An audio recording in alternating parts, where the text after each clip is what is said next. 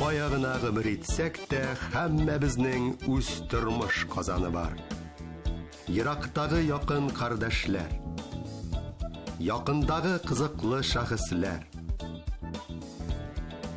күрнекле кешеләр, танылган һәм танылмаган талантлар.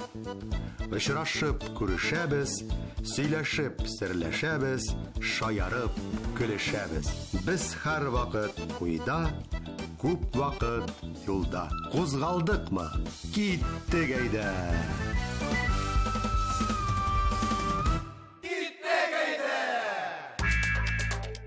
Исәнмесез, хөрмәтле тамашачылар. Гадәттә без Казаннан Казанга тапшыру кысаларында автомобиль самолетларда сәяхәт итәбез. Ә бүген исә вакыт машинасы, русчалатып әйткәндә машина временен эшкә җигәргә булды. Гасыр еллар арасында мондый сәяхәт кылганда вакыт агышын кайдагы һәм кайсы биекләрдән күзәтергә уңайлырак булыр икән. Дөнья агымының кешеләр яшәешенең бар нечкәлекләрен тою, күрү өчен кай якларга юнәлтергә икән карашларны. Әнә шундый фәлсәфи уй-фикерләр йөгереп узды минем баштан бүгенге тапшыруны әзерләгәндә. Ә инде баштагы уйларның кайсы өлкәгә юнәлтелгәнен белсәгез, бераз сагаеп, шикләнеп тә куярлык. Чөнки сүзебез хәзер көндә закон һәм җинаятләр белән якыннан эш итүче, кешеләр хокуклары сагында торучы җитди оешма прокуратура һәм биредә хезмәт куйган прокурорлар хакында барачак. Хәер, куркып дулкынланырга һич кенә дә сәбәбе юк бүген. Безнең хикәя матур бәйрәм, тантаналарга лаеклы түгәрәк дата хакында. Быел Россия прокуратурасының 300 еллык олуг юбилее билгеләп үтелә. Тарихка күз салсак, прокуратура дәүләт институты буларак иң әүвәл Франциядә 1302 елда, ул вакытта ил белән Филипп IV идарә иткәндә барлыкка килгәнен белергә була. Нәкъ менә Филипп IV-ның махсус карары нигезендә Франция мәмләкәтендә патша судлары каршында патша прокурорлары да эшли башлый. Рәсәйгә килгәндә биредә прокуратура 1722 елның 12 гыйнварында Петр I указы нигезендә торгызыла. Тирәнтен эштәлегенә кермичә генә күз йөгертсәк, әлеге указда төп максатны тасвирлаучы мондый җөмләне дә табарга мөмкин. Бүгеннән башлап һәм киләчәк гасырларга дәвамлы әмрем шул: Россия илендә яңа дәрәҗәле дәүләт вәкиле, генерал прокурорны кертәмен. Моннан соң генерал прокурор дәүләтебезнең күзе дә, йөрәге дә булачак. Отныне и во веки веков вводится на Руси новый чин — генерал-прокурор. Одним словом, он и чин генерал-прокурор есть око и сердце всего государства. Гомеремнең 10 елдан артык вакыты дәвамында хезмәт куйган оешманың түгәрәк датасы мине дә битараф калдырмады. Һәм мин тамашачыларны матур истәлекләр тулы сәяхәткә чакырга булдым. Шулай итеп, бүген Казаныбыз дәрәҗәле һәм җитди профессия вәкилләре, чын прокурорлар тирәсендә кайнаячак. Алай гына да түгел, юбилей уңаеннан әзерләнгән махсус чыгарылышта сүзебез соңгы елларда Татарстан прокуроры буларак дан казанган, әлеге җиңелләрдән булмаган, әмма һәр вакыт дәрәҗәле вазифаны башкарган 3 легендар шәхес хакында.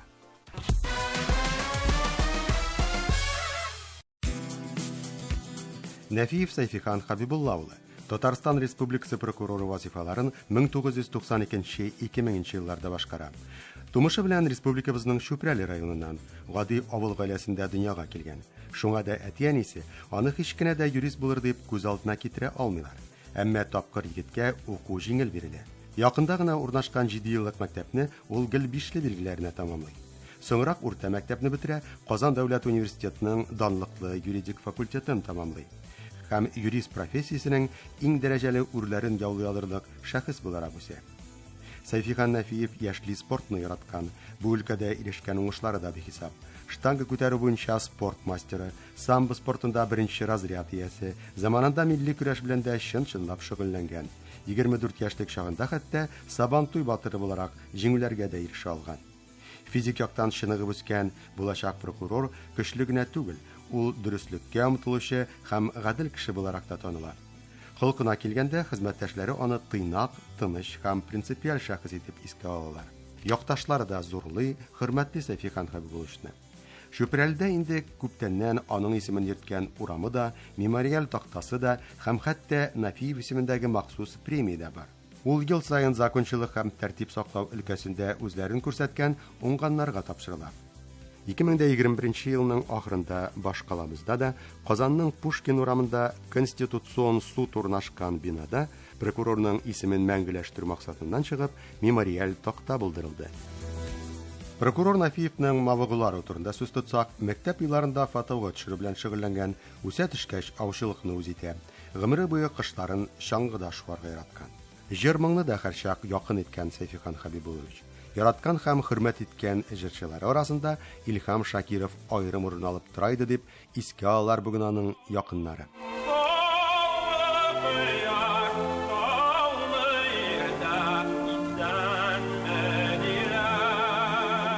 Сәйфихан Хәбибуллович талантлы җырчыларга карата хөрмәтен белдереп кенә калмый. Үзе дә мәҗлес кичәләрдә сузып-сузып җырлар килергә омтылган кеше ул. Олыгая төшеп бабай булгач инде, оныклары җырлаганында рәхәтләнеп тыңларга ярата торган була Сәйфихан әфәнде. Тамашачыларга архивтагы җырлы кадрларга күз атырга тәкъдим итәбез. Сине яратам, яратам, яратам, сине барыбер күземә каратам. Танылган прокурор бабасын шатландырып, аныгы гүзәл башкарган җырлы видео тасмага моннан күп еллар элек яздырылган. Бүген инде кайчандыр кечкенә гүзәл дә буй җиткән шибәр кыз. Ул да бабасы кебек прокурор һөнәрен сайлаган. Бүгенге көнгә Сәйфихан Нафиевның 2 кызы һәм ул янәшәсендә барлыгы 5 оныгы һәм хәтта оныгының да үз баласы бар. Балаларына килгәндә, аларның һәммәсе булдыклы кешеләр, тормышта үз урынын тапкан җәмгыятебез әгъзалары. Ул Гомәр мәсәлән, әтисе юлыннан китеп, юрист булырга ният кылган. Бүгенге көндә ул Казан шәһәре прокурорының урынбасары буларак хезмәт куя.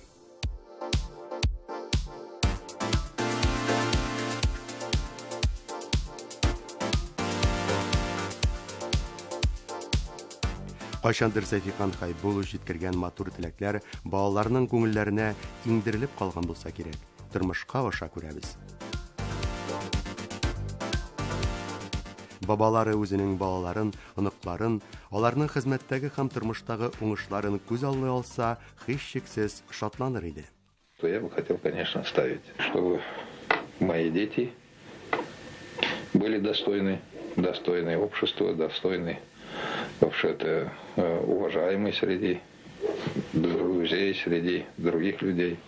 Моннан күп еллар элек телевидение өчен биргән интервьюда Сәйфихан Нафиев хезмәттәшләренә карата да матур фикерләр юллап калдырган иде. Бүгенге көн прокурорлары өчен аларны ишетү аеруча кызыклы да, файдалы да булыр. Память о себе я хотел бы оставить добрых людей побольше. Мин үземнән соң җирдә игелекле кешеләр калдырырга теләр идем. Хезмәттәшләрем бер-берсенә карата тирә-юньдәге башка кешеләргә дә һәрчак игелекле карашта булсыннар иде. Были всегда добрыми в отношении друг к другу, в отношении общества и в отношении... Хезмәттәшләрем яңаны төзи, булдыручылар итеп күрсәтсеннәр иде үзләрен, ә булдырганны юк итүчеләр итеп түгел. Чтобы умели они созидать, а не разрушать. Но можно совершенствовать. Совершенствовать не ломая. Сәйфихан Нафиевны Татарстан прокуроры буларак алыштырган Кафил Әмиров нәкъ менә шулай васыятьтә теләкләргә таянып дәвам итә дә республика прокуратурасында оештырылган эшне. Беренче чиратта инде тупланылган тәҗрибәгә таянып һәм шул ук вакытта үзе дә зирәк, инициативалы, уңган кеше буларак якындагы көн ихтыяҗларыннан чыгып, замана таләпләреннән калышмыйча.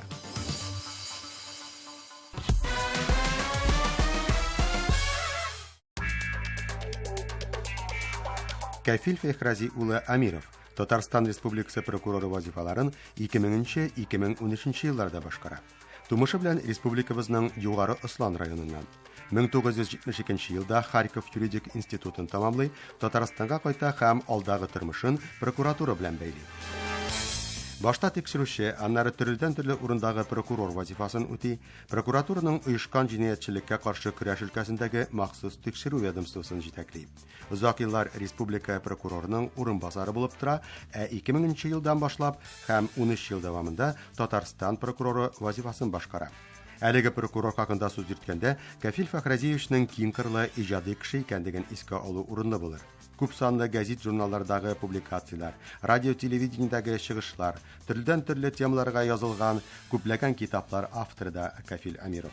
Алар арасында туган авылына багышланган, русчадан татарчага тәрҗемә итәргә мөмкинлек бирүче юридик сүзләр җыентыгы да.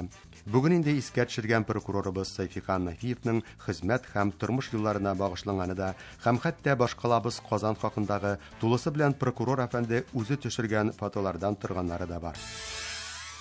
Аның көчле чыгышларын Кремльдә дә, республикабызның Дәүләт Советында да, төрле министрлык һәм ведомстволар җыелышларында да еш ишетергә һәм һәр вакыт сокланып тыңларга була иде заманында. Кафил Фахразиевичнең тирәнтен фикер йөртә белүенә, аның философия өлкәсендәге махсус белеме дә йогынты ясамый калмагандыр. Зур аудиториялардан курыкмыйча сүз тотучы гына түгел, матур итеп шаяра белүче юмор остасы, җыр телле иҗади шәхес буларак та күпләрнең күңелен яулаган кеше. Шул ук вакытта ул үз дигәнен эшли һәм эшләтә белүче, үзенә һәм тирә-юньдәгеләргә карата таләпчән дә иде. Игътибарыгызга прокуратураның 280 еллык юбилее уңаеннан төшерелгән, шаяру белән җиттилекне берләштергән тарихи видеокадрларын тәкъдим итәбез. На сцену приглашается генеральный прокурор Республики Татарстан, генерал Амиров Кафиль Фахразиевич. Прежде всего заявляю устный протест. По Конституции Татарстана и федеральному закону в субъектах полагается просто прокурор. Слово «генеральный» не употребляется, поэтому вы нарушили федеральный закон. Я супруге Кафиль Фахразиевич сказал, прокурор, видимо, и ночью прокурор. Вот вышел сюда ведущий и сказал генеральный прокурор, он уже не преминул сказать, извини, это нарушается федеральный закон. Әнә алып баручы яңа гына сәхнәдән генеральный прокурор дип мөрәҗәгать иткән иде. Ә ул шунда ук уены чыны белән бергә төзәтеп дөресләп тә куйды. Бездә бары тик прокурор бар, генераль прокурор дип дәшү федераль законга каршы килә ди. Хезмәттән инде генә уңган талантлы булса да, өйдә исә ул йорт хуҗасы, хөрмәтле әти һәм яраткан бабай. Гаиләдә аны һәр чак сагынып искә алалар. Ну, а потом на свет появились любимые внучки Кафиля Фахразиевича, Камиля и Софина, да? Да. Так? Софина, а как ты обращалась к дедушке? Бабаем. У нас все-таки принято было, мы всегда его называли Бабаем, я тоже называла Бабаем, никаких вот карт мы не признавали, и ему это самому нравилось, что мы его так называем. Кафил Фахразиевичнең яраткан хатыны Нурия ханым тәмле эшпешмак, бөккәннәр белән каршылады безне. Кафил дә татар ризыкларын бик ярата иде дип сөйләде ул, әмма үзе кадрга кермәскә карар кылды. Әнә фотодагы кебек яшь, матур итеп күрсеннәр әле безне, Кафил белән дип ихластан сүз йөртте ул. Ә бу чынлап та шулай, күрегез нинди матур пар. Ә менә Кафил Амировның яраткан ныклары Сәфинә белән Камилә һәм кызы Диләрә белән без рәхәтләнеп аралаштык. Шәй артында да Кафил Фахразиевичның өйдәге эш бүлмәсендә дә. Скажите, а вот вы любите сидеть на кресле, Кафил Фахразиевич? Ну, вообще. Может, он вдохновение тоже какое-то дает вам? Ну, даже не то, что пока кресло, не а скорее садилась даже его кабинет. Я даже, Ну, туда еще даже не если вы садилась. посмотрите, сколько тут книг. Книги, в принципе, окружают весь наш дом. И если заходишь в какие-то, не знаю, трудные такие моменты, или когда нужно подумать о чем-то, все время заходим в его кабинет и как будто бы чувствуем его участие в нашей жизни. Но за его, честно сказать, мы не садимся. Это вот только сейчас.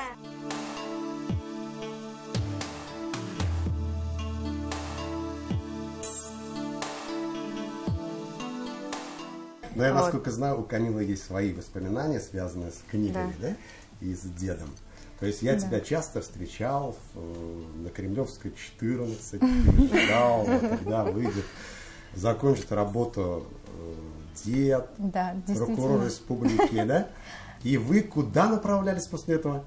Ну, вообще, книжные, вообще, в принципе, книги — это то, что нас очень-очень сильно объединяло и сближало с дедушкой. Это наше общее такое большое увлечение. И вот каждую субботу, действительно, я после школы, когда еще училась в школе, приходила к нему на работу, ждала, пока он закончит работу. И у нас была традиция, что мы ходили в книжные. Тогда еще в Казани было очень много книжных. Я еще помню и трехэтажные книжные тогда, где рядом со Спартаком, по-моему. И мы ходили, мы приходим в магазин, мы видим друг друга только при входе, потом дальше разбредаемся в разные концы, он идет в юридическую литературу, в историю, в общем, во все такое серьезное. Я тогда шла в детские книги, в отдел детских книг, да. И потом встречались только на кассе, видели друг друга. С большими стопками книг? Да, с огромными, я бы даже сказала, стопками книг. Но потом, это еще половина рассказа, самое интересное начиналось после, когда мы заходили домой. Мы заходили просто Бабушка была рада. Да. Мы заходили вообще тихо, как зайчики. Мы заходили, пряча книги, потому что, когда их видела бабушка, она просто говорила: опять? Вы опять принесли книги? Нам уже их некуда ставить.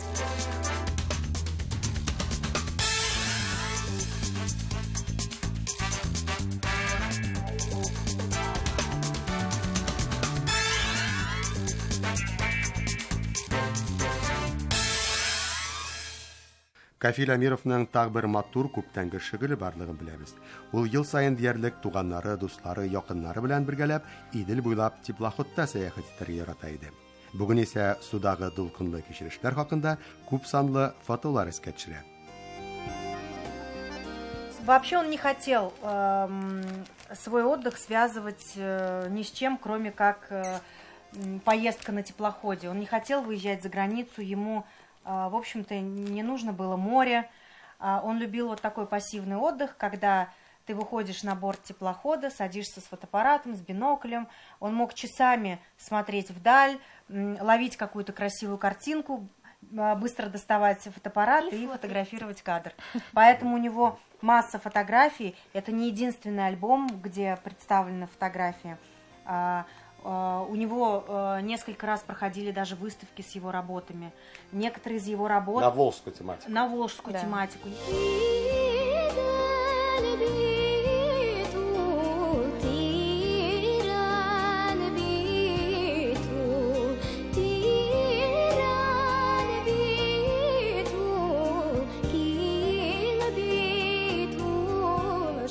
Инде Иделләрдән Казанның Кремль урамында урнашкан Татарстан прокуратурасы бинасына әйләнеп кайтыйк.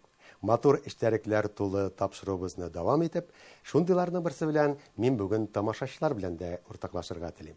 Шулай бер вакыт үзем проект буларак әзерләгән документны кул куярга дип, бу документ ул вакытларда премьер-министр урынбасары булып торган Әдилә Конишевага юлланган җитешсезлекләр хакындагы представление иде. Кафил Фахразиевичка тикшерергә һәм кул куярга дип төшереп бирде. Прокуратура өлкәсендә шулай каралган инде. Хуҗа кеше кул куйганчы документны яхшылап, күз аллап тикшереп чыга. Озакта үтмәде, документ хуҗадан чыкты да. Аның пышмагына кечкенә генә кагаз беркетелгән. Һәм әлеге кагазга Кафил Амиров кулдан мондый эштәлектәге текстны язып куйган. Бу минем республика прокуроры буларак кул куйган беренче документым. Альберт, җиңел микән сезнең кулыгыз? Әлеге текстны укыгач, бераз сискәнеп, дулкынланып куйган идем. Аллага шөкер, җиңел булды кулым. Бу кагаздан кала Татарстан прокуроры буларак меңләр белән хисап йөрткән төрледән-төрле җитди документларга имза куярга насыйп булды үзенә. Кафил Фахразиевич озак еллар, 13 ел дәвамында Татарстан Республикасы прокуроры вазифаларын башкарды. Зур авторитет, ихтирам һәм дан казанды. Күптән түгел Кафил Амиров кайчандыр озак еллар тикшерүче һәм прокурор булып эшләгән. Бүгенге көндә Казан шәһәре Вахитов районы прокуратурасы урнашкан бинада аның хөрмәтенә истәлекле мемориаль такта куелды. Һәм легендар прокурорга багышланган зур булмаса да, әмма тирән истәлекле экспонатлардан торган музей ачылды. Бу тантаналы вакыйгада Кафил Амировның якыннары хезмәттәшләреннән кала Татарстан Республикасы президенты Рөстәм Миңнеханов катнашуы әлеге бөек шәхескә булган хөрмәтле мөнәсәбәт хакында сөйли. Видный сын татарского народа, видный, потому что в любом направлении он был высоким профессионалом. Я могу сказать, что в юриспруденции это был академик. Ул татар халкының күрнекле улы иде. Кайсы гына өлкәне алма, хукук белән бәйлесенме, башкалабыз Казанның тарихын өйрәнү яки матур итеп фотога төшүме, һәммәсендә профессионал иде. Его фотографии, фотовыставки, они были, высокопрофессиональными. Кайчандыр Кафил Амиров эшләгән урында бүген Казан шәһәре Вакитов районы прокуроры буларак хезмәт куючы Артур Абуталипов сөйләгәннәрдән аңлашылганча, бу бинада уникаль идея тормышка ашырылган. Һәм аның асылы шунда: биредә музей ачылуга сәбәпче булган киң кырлы, талантлы шәхес үзе хакында үзе сөйли. Одна очень мудрая женщина как-то мне сказала, значит, вы, говорит, вот неправильно расходуете себя, свои силы. Я говорю, в каком плане? Она говорит, вы должны быть как кипарис. Вот так к одной цели стремиться, и вы достигнете солидных высот. А вы пока, извините, как дуб. Я говорю, обидеться можно. Она говорит, нет, не в плане того, что, а в плане вот ветвистости. Бер акыллы ханым миңа әйткән иде. Сез үзегезнең көчегезне, энергиягезне дөрес итеп куллана белмисез. Төрле якка таркатасыз. Сез кипарис төсле бер максатка, үсешкә омтылырга тиеш. Бары тик шул чакта гына биек үрләрне яулап була ди. Ә мин сезне хәзергә ди бу хатын имән белән чагыштырыр идем. Сез нәкъ менә имән сымак ботакларыгызны әле бер якка, әле икенчесенә җибәрәсез. Я говорю, тогда я за такой дуб. Потому что что мне нравится, то я и делаю. Ә мин аңарга мондый җавап кайтардым. О, мин әйтәм, мин булай булгач, шул имән яклы. Әлеге агач кебек үсәргә риза. Чөнки мин нәрсә белән шөгыльләнәсем килсә, шуның белән шөгыльләнәм. Ни белән кызыксынсам, шуны өйрәнәм. Татарстан прокуратурасында яшәп килүче матур эшлекле традицияләрне дәвам иттерүче һәм аларга таянып эш башкаручы бүгенге көн республика прокуроры да аңа кадәр биредә хезмәт куйган җитәкче, тапшыру дәвамында инде күп тапкырлар искә алынган Кафил Амировка рәхмәтле булуын ассызыклый. Оставил прекрасный коллектив, прекрасная команда прокуратуры республики на сегодня. Менә дигән коллектив, яхшы итеп эш башкарырга сәләтле профессиональ хезмәткәрләр, шанычлы, булдыклы команда калдырды ул үзеннән соң.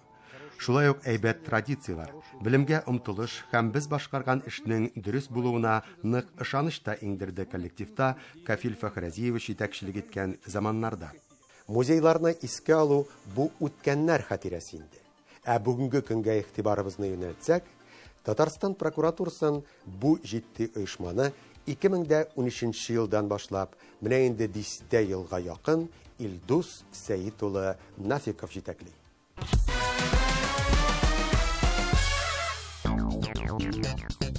Биографик мәгълүматларга таянып сүз тотсак, Илдус Сәйит улы Нафиков ТССРның Куйбышев бүгенге көнгә республикабызның Спас районында 1960 елның 12 июнендә дөньяга килә.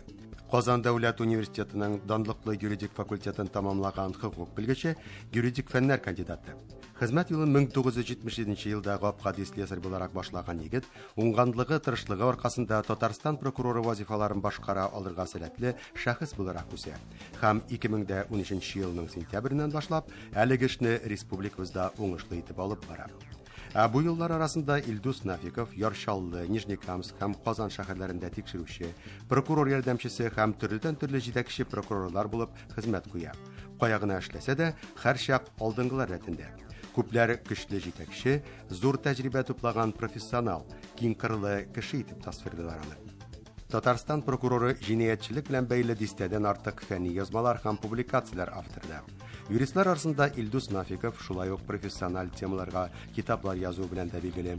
Алар арасында бүгенге көн өчен бик тә актуаль, оешкан җинаятьчелеккә багышланганы да бар. Прокурорның янәшәсендә бүген матур гаиләсе, балалары, оныклары. Кайчанда булса, әлеге матур, талантлы кешеләрдән торган гаилә хакында без тәфсилләбрәк сөйләрбез. Ә хәзергә истәлек хатирәләр белән уртаклашу һәм тарихи видео кадрлар белән танышуны дәвам итик. Моннан 20 ел элек билгеләп үтелгән прокуратураның 280 еллык юбилеенда бүгенге тапшырубызның 3 төп геройда катнашканнар иде. Кафил Амиров республика прокуроры, Сайфихан Нафиев Татарстанның Конституцион суды җитәкчесе буларак, ә бүгенге республика прокуроры Илдус Нафиков күп санлы башка хезмәттәшләре арасыннан сайланып алынган дәрәҗәле Татарстан Республикасының ат казанган юристы исеменә лаеклы кеше буларак чакырылу иде тантанага. Ул вакытта әле Илдус Саитовичның уңышлы һәм нәтиҗәле итеп, бар булдыклыгын күрсәтеп, Яршаллы шәһәре прокуроры вазифаларын башкарган чагы. Тарихи видеокадрларда тасвирланган әлеге тантана Галиаскар Камал исемендәге театр бинасында үткәрелгән бәйрәм чарасында бары тик профессиональ өлкәдә нәтиҗәле эш күрсәткән, лаеклы дип табылган прокуратура хезмәткәрләре катнашты. Ул чагында алар биргә үзләренең тормыш иптәшләре белән бергәләп чакырылды иде. Мин интервью алганда Илдус Саитовичның тормыш иптәше яраткан хатыны бар прокурор хатыннарының уртак фикерен белдереп, бүгенге көнгә дә бик актуаль булган тормышчан һәм урынлы теләкләрен җиткерде. Хочу пожелать женам, работников прокуратуры терпения, еще раз терпения, семейного благополучия и крепкого здоровья. Әйе, түземлелек бик еш кирәк була прокурорның тормыш иптәшләренә.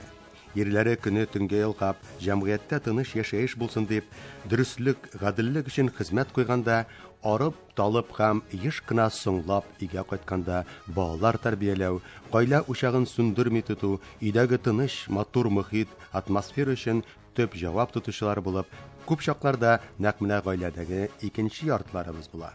Хәер, түзем һәм тыйнак булу гаиләдәге икенче яртларга гына кагылмый. Прокурорларның үзләренә дә үтә кирәкле сыйфатлар.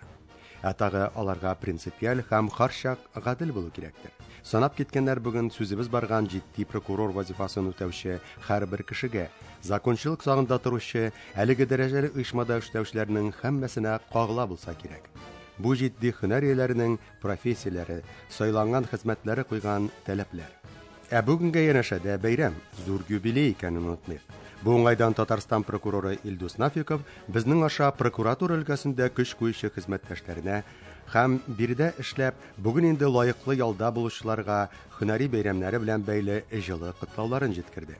Һәм бар хезмәттәшләренә закон сагында башкарган эшләре, прокуратура өлкәсендә ирешкән уңышлары өчен зур рәхмәтен белдерде. Аларның һәммәсенә иң изге теләкләрен юллады.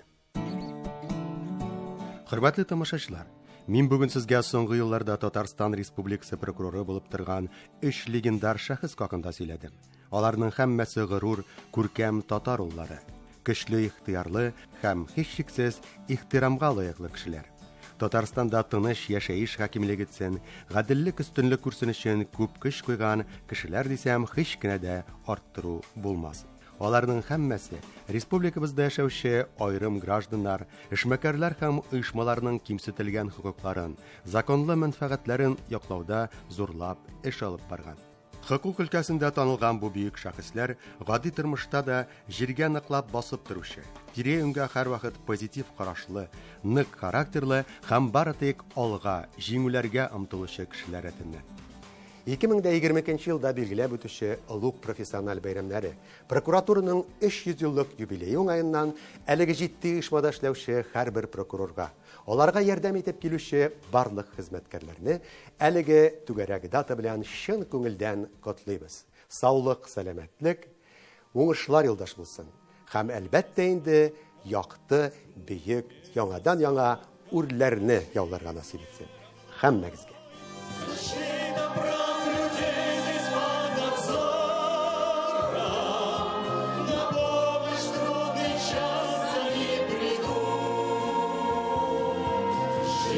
Страна в веках, а прокуроры законность в государстве сберегут.